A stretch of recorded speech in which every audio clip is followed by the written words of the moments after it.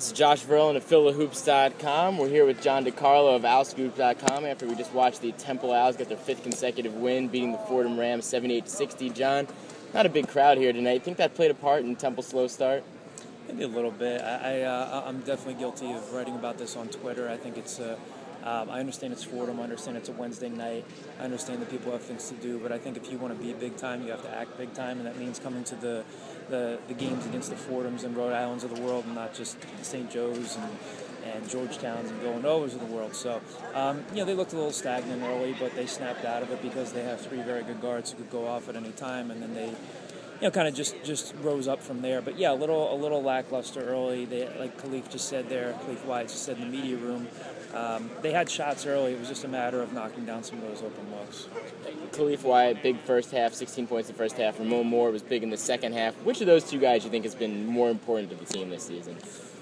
That's hard to say. I think they've been equally important. I mean, Ramon is they're both very smooth players. They're kind of deceptive with their moves. They're not lightning quick, but they're just very savvy in the way they get to the basket.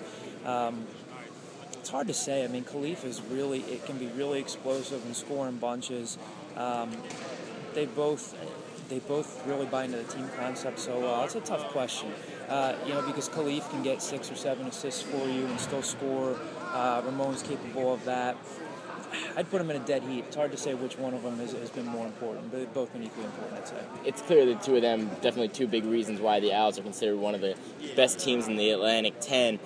A lot of other guys played big roles tonight. Juan Fernandez had some, good stretches in there, although he's kind of been shaky lately. Who do you think on this team, looking at the roster, needs to step up their game over the next few weeks of the season? I think the key thing will be Mike Eric as he continues to develop. I mean, I think the post moves are still there, but as Fran Dunphy just said in the post-game press conference, he still looks tentative going for rebounds, and that was not the case before he got hurt. I mean, when he was averaging, I guess it was 10.5 points, 11.3 rebounds. There were definitely a couple of rebounds he could have gotten tonight, and he got hurt.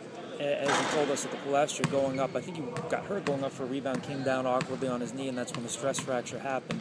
I don't know if you just come back from that right away. I think he needs to build up a little bit more confidence there, because even though he is back and even though he is a big presence, they still need him to grab rebounds, because this is going to be a guard-oriented team. There might be some matchups where Mike could go for 12 and 8 or something like that, and that's great.